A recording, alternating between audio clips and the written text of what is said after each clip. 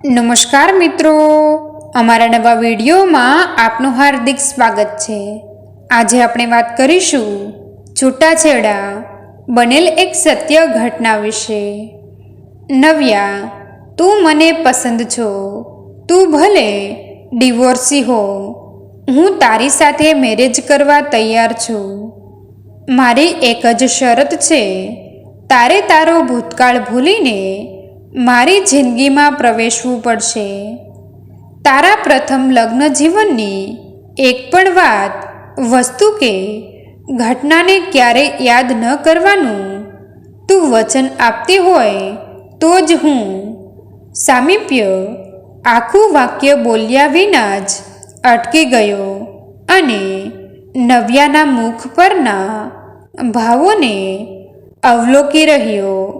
નવ્યા 3 વર્ષનું લગ્ન જીવન ભોગવીને એક દીકરીની જનેતા બની ચૂકેલી સ્ત્રી હતી, તો પણ કુંવારી હોય તેવી કામ્યા લાગી રહી હતી।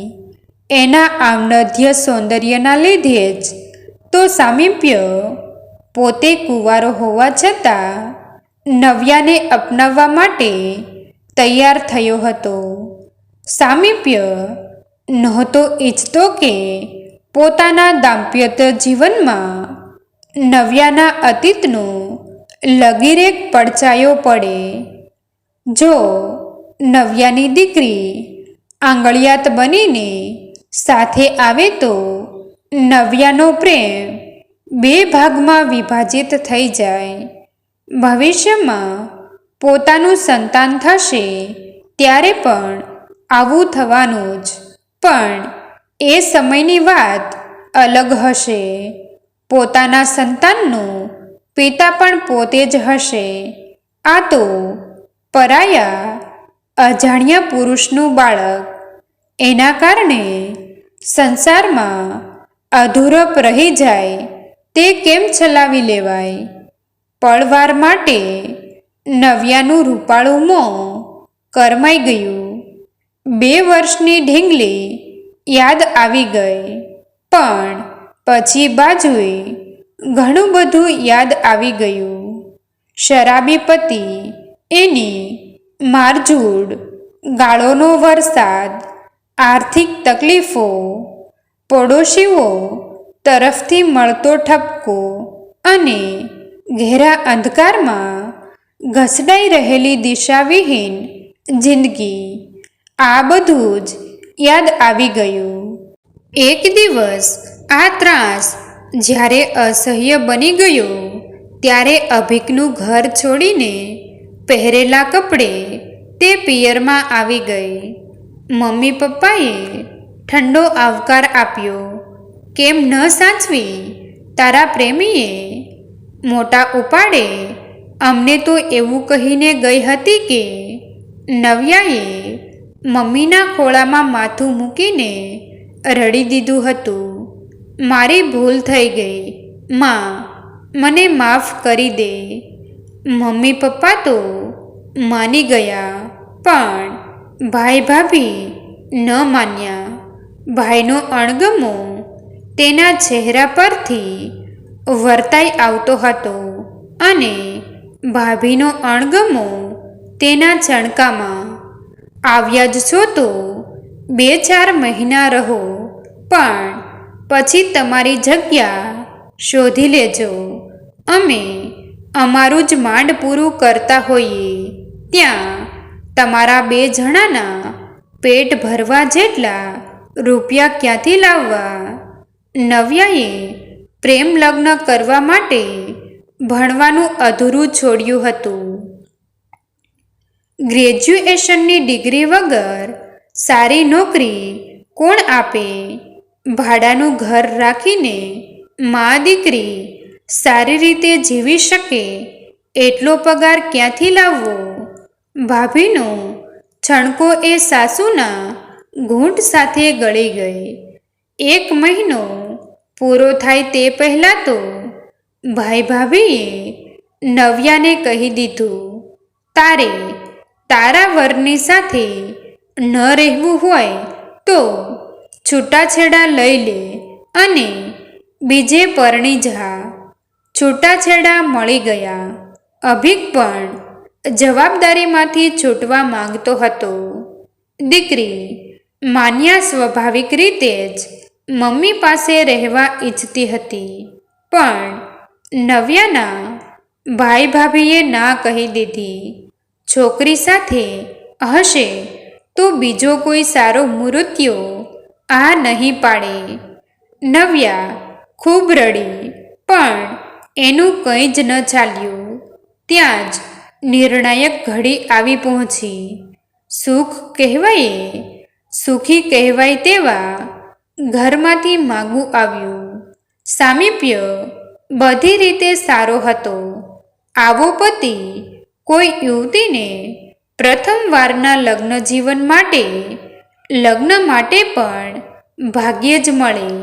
એ તો નવ્યાની નમણાશ અને રૂપના કારણે એણે હા પાડી, પણ શરત સાથે કે નવ્યાએ પોતાનો ભૂતકાળ ભૂલીને આવવું પડશે.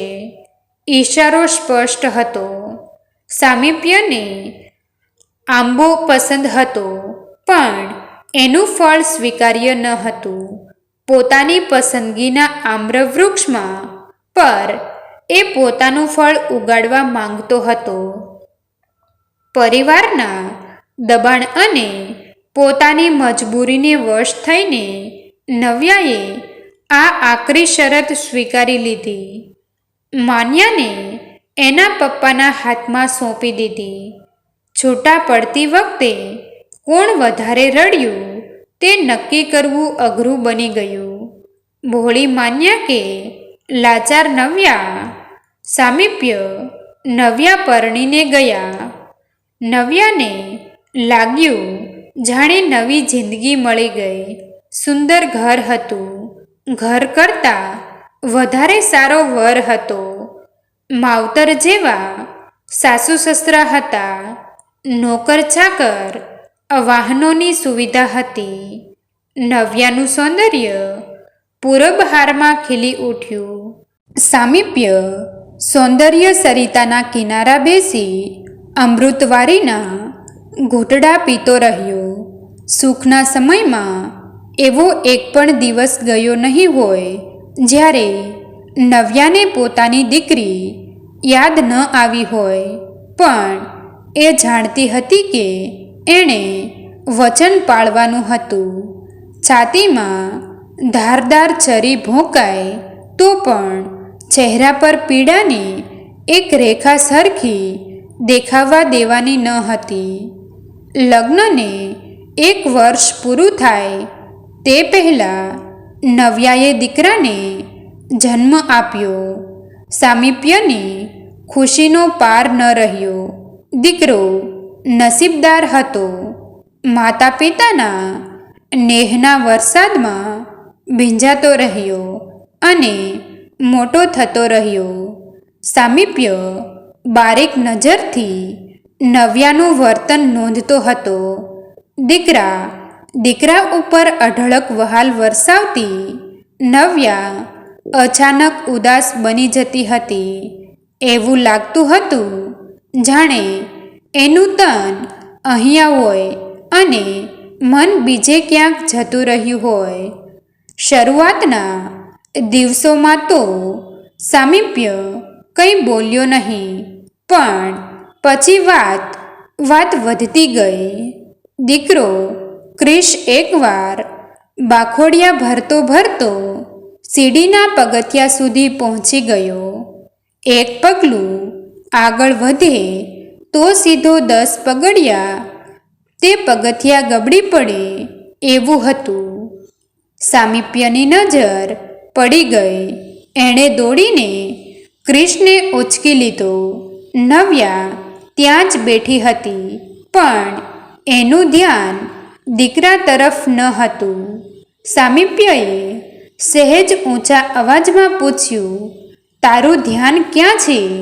ક્રિશ હમણાં પડી ગયો હોત તો? નવ્યા સફાળી ચોંકી ગઈ. એણે ક્રિશને ઉંચકીને છાતીએ વળગાડી દીધો. નવ્યાની આંખો આંસુથી છલકાઈ ઉઠી.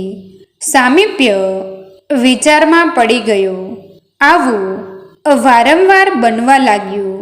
ક્રિશ 1 વર્ષનો થયો, ચાલતા શીખ્યો ત્યારે ફરીથી એક દુર્ઘટના સર્જાતા રહી ગઈ. ડગુમગુ ચાલે ડગલા ભરતો ક્રિશ ભગવાનની મૂર્તિ પાસે પ્રગટાવેલા દીવા પાસે પહોંચી ગયો. દીવાને ઉચકવા ગયો. ક્રિશ લપસી પડ્યો. દીવો એના કપડાને અડકી ગયો. ઝાળ ઉઠી, પણ તરત જ સામીપ્યનું ધ્યાન ત્યાં ગયું. તેણે દોડીને મામલો સંભાળી લીધો. ત્યારે પણ નવ્યા આસપાસમાં જ હતી. આ વખતે સામીપ્યએ કશું જ ન કહ્યું. એના મનમાં ઘણું બધું સ્પષ્ટ થતું જતું હતું. એ જ્યારે મોબાઈલમાં સેવ્ડ પિક્સ જોતો ત્યારે એના ધ્યાનમાં એક વાત પકડાતી હતી કે નવ્યા અને ક્રિષ્ના જેટલા ફોટો જ ભેગા હતા તે બધામાં ક્રિશ ખુશખુશાલ દેખાતો હતો અને નવ્યા ઉદાસ.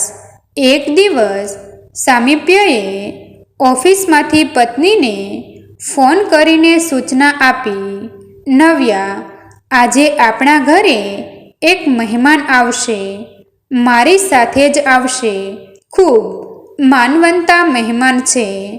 બારણા પર આસોપાલવનું તોરણ બાંધજે અને અમે આવીએ ત્યારે મહેમાન પર પુષ્પ વર્ષા કરજે.